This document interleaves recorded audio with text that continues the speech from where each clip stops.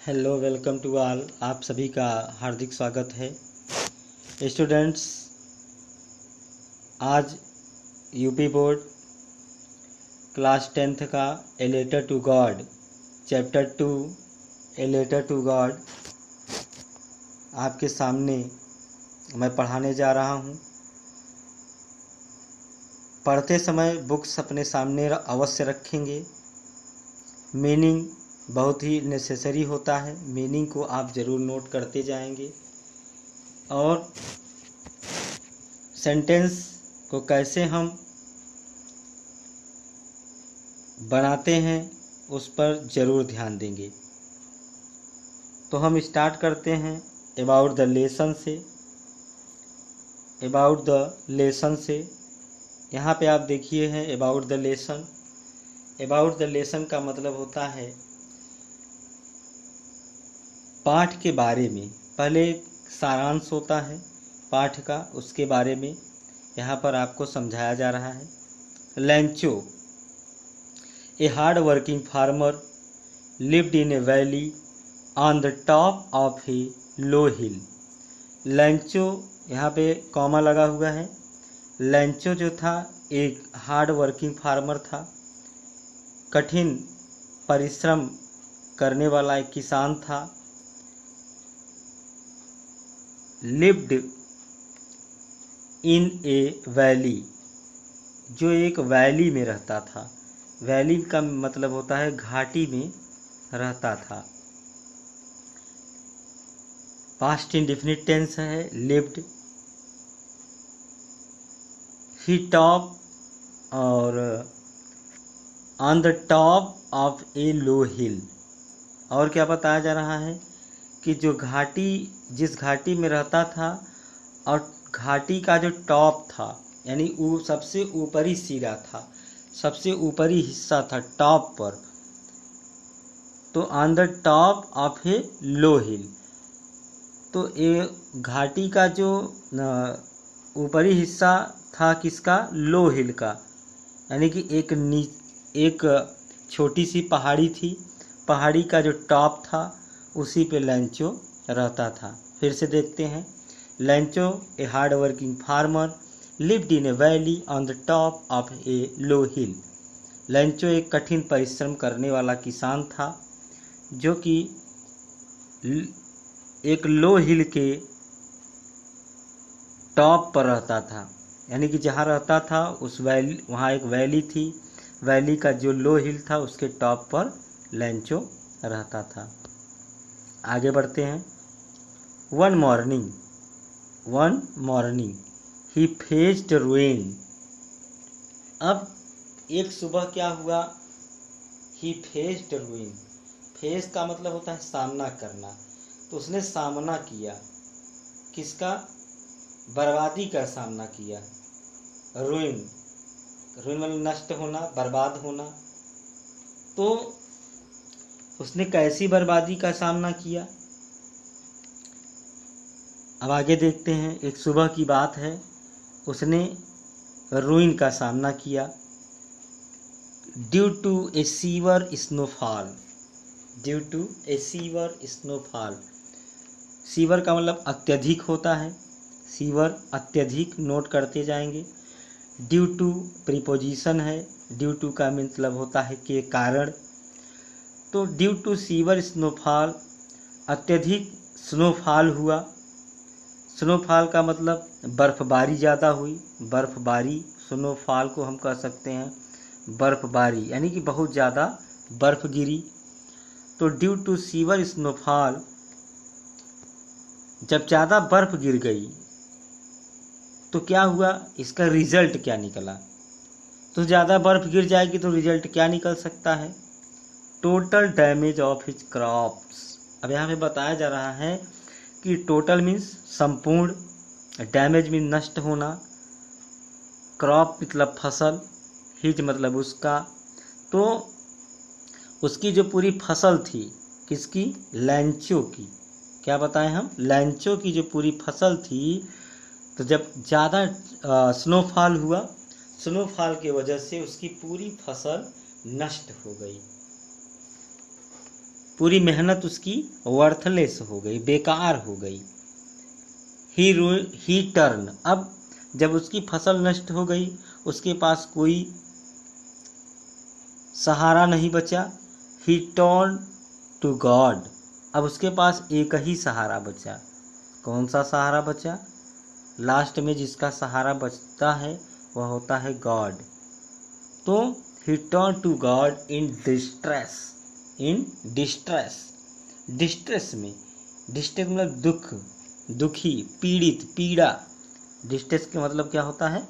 पीड़ा कह सकते हैं, कष्ट कह सकते हैं, ठीक है ना, दुख भी कह सकते हैं। यानी कि इतना ज़्यादा दुख हुआ, इतनी ज़्यादा पीड़ा हुई कि दुख में वह इस दुख को सहन नहीं कर पाया। तो इसके वजह से जो है ही टर्न टू गॉड, वह भगवान की तरफ मुड़ा, उसकी आस्था जो है भगवान की तरफ हो गई। एंड अब क्या किया? जब उस he turn to God in distress and wrote, यहाँ पर क्या है? रोट, रोट का मतलब लिखा, ठीक है। रोट मीन्स लिखा। क्या लिखा? रोट पास्ट इंडेफिनिट टेंस है, ठीक है, पास्ट इंडेफिनिट टेंस है। Wrote, wrote a letter, wrote a letter, उसने एक पत्र लिखा। क्या लिखा? एक पत्र लिखा। आस्किंग, कहते हुए, हिम, उनसे, यानी किससे? भगवान से। हिम किसके लिए आया है? ईश्वर के लिए, गॉड के लिए। तो उसने एक जो पत्र लिखा, पत्र में क्या कहा? आस्किंग, यह कहते हुए कि टू सेंड मनी, कि मुझे पैसा भेज दीजिए। सेंड मीन्स भेजना। तो भगवान को पत्र उसने लिखा कि प्रभु मुझे पैसा भेज दीजिए, ठीक है, ऐसा जो है उसने पत्र लिखा। अब आगे क्या है? तो क्या हुआ? A postman saw the letter. तो क्या हुआ? जब पोस्ट ऑफिस में उसने पत्र को डाला तो पोस्टमैन जो था, डाकिया जो था, सा मीन्स देखा, द लेटर टू गॉड, भगवान के पत्र को देखा। तो देखने के बाद क्या हुआ? एंड टूक इट, टूक मतलब take, took taken, second form past indefinite. तो took it to the post master, it मतलब पत्र के लिए है, टू द पोस्ट मास्टर। तो उसने पत्र को लिया और पोस्ट मास्टर साहब के पास दे दिया, क्योंकि पोस्ट मास्टर साहब जो होते हैं पोस्ट ऑफिस के हेड होते हैं। तो पत्र लेकर के पोस्ट मास्टर साहब को दे दिया। जब पोस्ट मास्टर साहब ने पत्र को पाया तो हु फर्स्ट लॉफ्ट, हु मतलब जो, तो यहाँ पर क्या होगा? जो।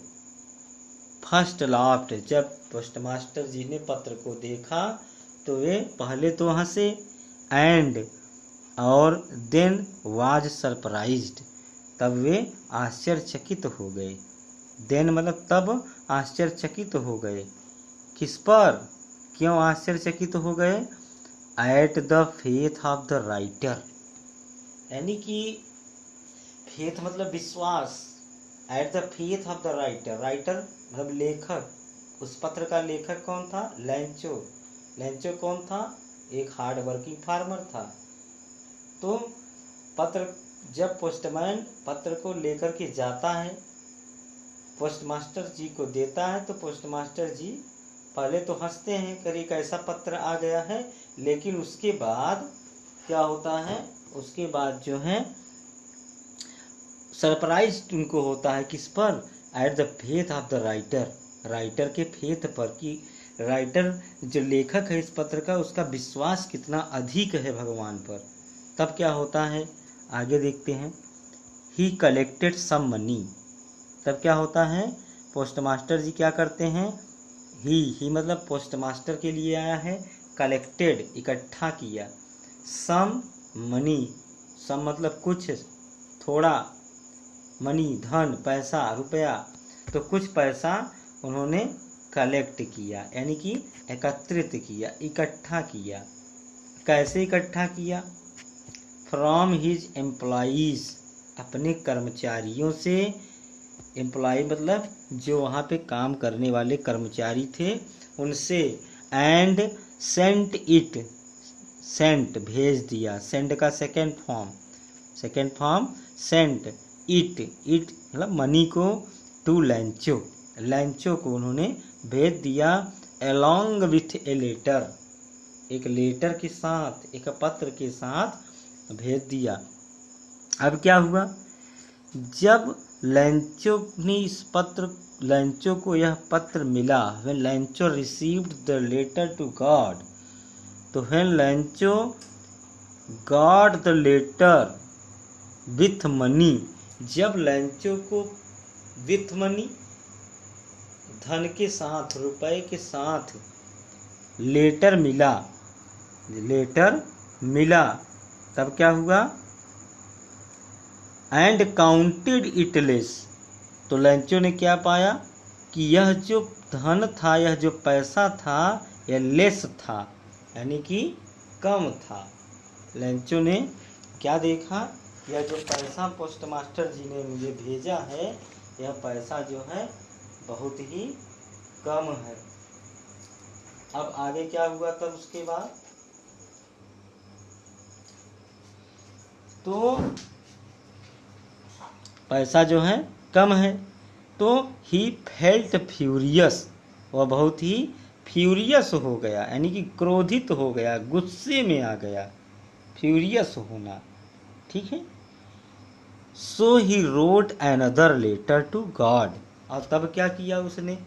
पैसा जब कम मिला, अब उसको क्या पता था कि पोस्ट मास्टर साहब ने कैसे पैसा भेजा, कैसे किस तरीके से इकट्ठा करके भेजा, लेकिन उसका जैसा विश्वास था, he had firm faith in God, so he hoped that all the money which I demanded that will be received me. Okay, तो he wrote another letter to God asking him, दूसरा पत्र लिखा उसने। दूसरा पत्र में क्या लिखा? asking him to send the rest of the money, इसमें लिखा to send the rest, rest मतलब बाकी शेष, बाकी या शेष धन, शेष पैसा जो है मुझे भेज दीजिए। अब उसके बाद क्या कह रहा है? Not by the post.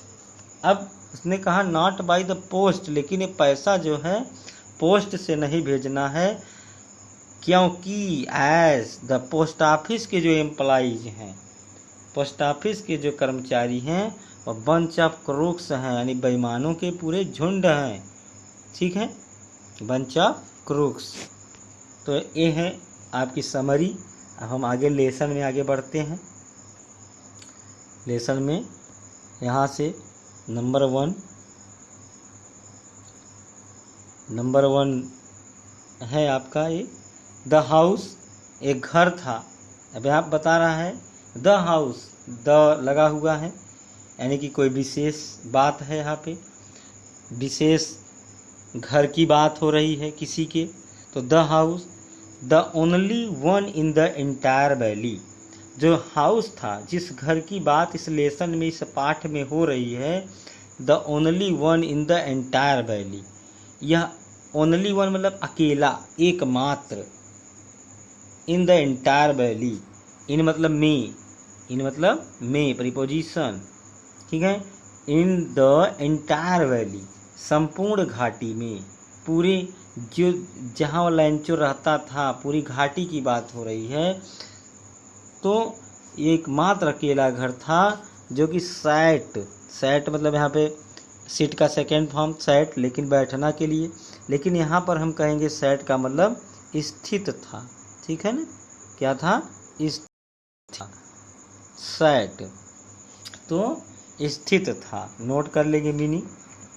तो sat on the crest of A low hill, on the crest of A low hill, crest means उसकी चोटी, ऑन ए लो हिल यानी कि जो एंटायर वैली में जो हाउस था वह जो है लो हिल के क्रस्ट पर, यानी कि एक निचली पहाड़ी थी, एक छोटी पहाड़ी थी, उससे क्रस्ट पर स्थित था।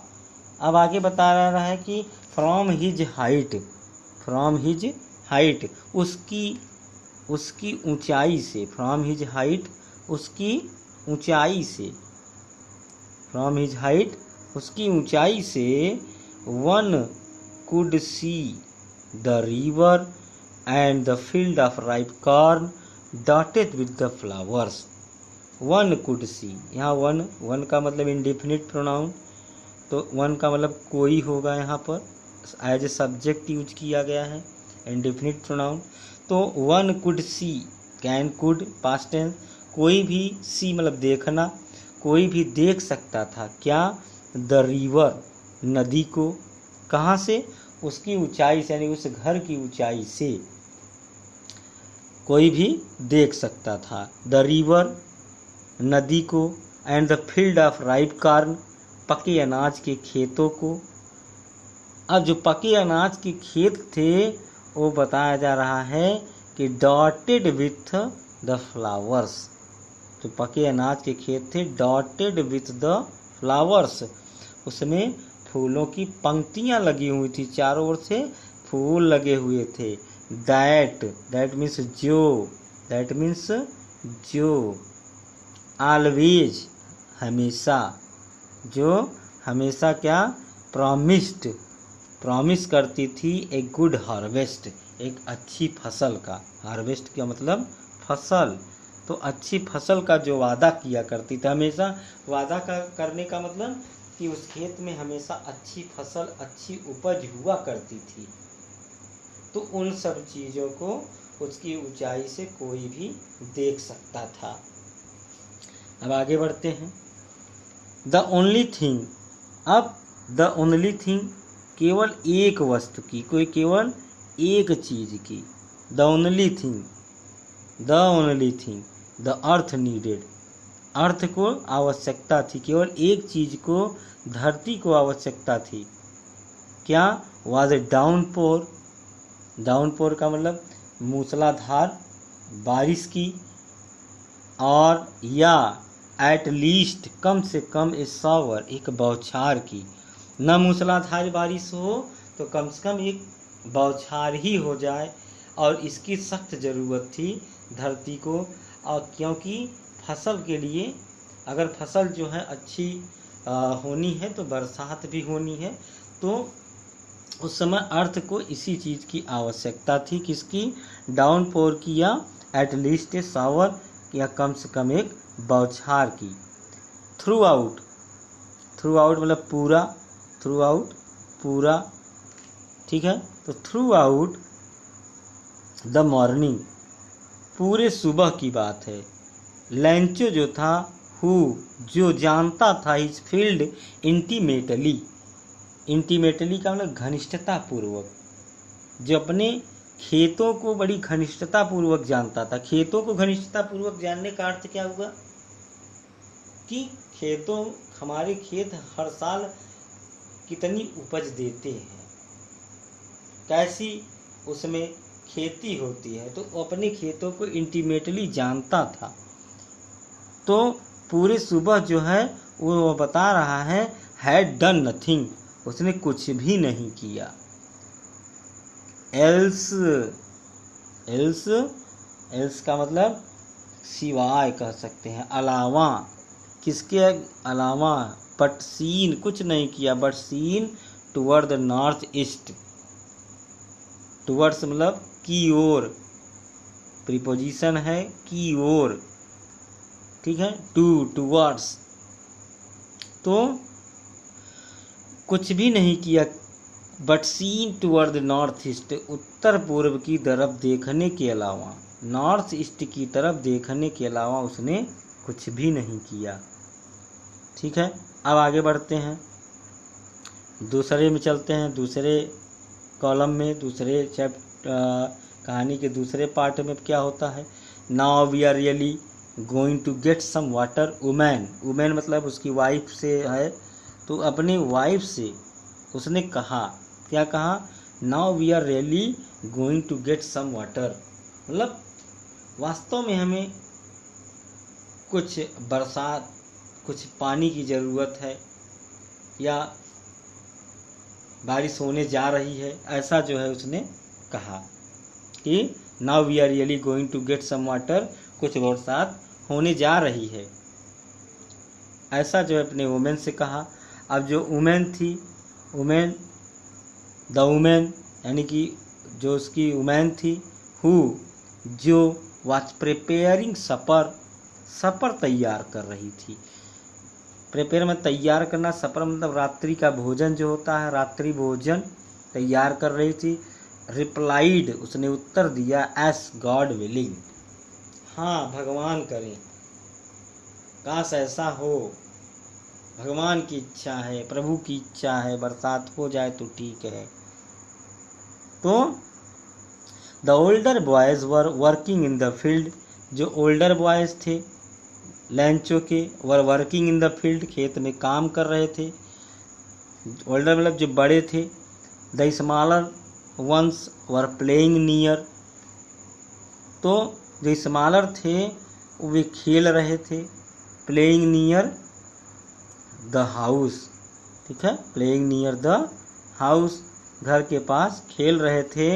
और ऐसा वे लोग कब तक करते रहते थे, बताया जाएगा, until the women call them to them are come for dinner, यानी कि जब तक उस वुमेन जो है, लंचो की वाइफ जो है, उसकी मदर जो है, उनको नहीं बुलाती थी। अंटिल मतलब जब तक कि न, तो जब तक उन्हें नहीं बुलाती थी वे काम करते रहते थे, वे खेलते रहते थे। किसके लिए? कम फॉर डिनर के लिए। It was during the meal that just as Lencho had predicted, it was during the meal, तो मील के दौरान, रात भोजन के दौरान, just as Lencho had predicted, जैसा कि लंचो ने प्रेडिक्शन किया था, संभावना जताई थी, एक प्रकार से अनुमान लगाया था, भविष्यवाणी की थी, प्रेडिक्शन किया था। तो जैसे ही वे ड्यूरिंग द मील, भोजन के ही समय, बिग ड्रॉप्स ऑफ रेन, बरसात की जो बड़ी बड़ी बूंदें थी, बिगेन टू फॉल, गिरने लगी। इन द नॉर्थ ईस्ट, उत्तर पूर्व की तरफ से, ह्यूज माउंटेन्स ऑफ क्लाउड्स, बादलों का पर्वताकार बादल जो है, कुड बी सीन, देखे जा सकते थे, अप्रोचिंग, आते हुए। द एयर वाज फ्रेश, हवा ताजी थी, एंड स्वीट, और हवा में मिठास भी थी। The man went out for no other reason than to have the pleasure of feeling on the rain on his body.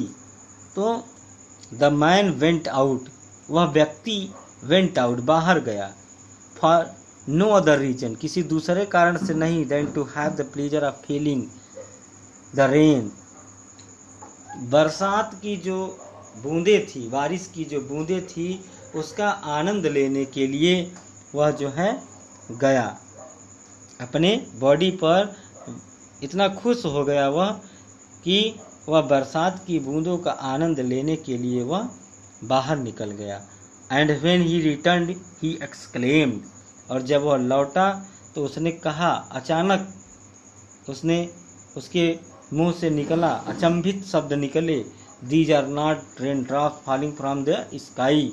उसने क्या कहा कि these are not rain drops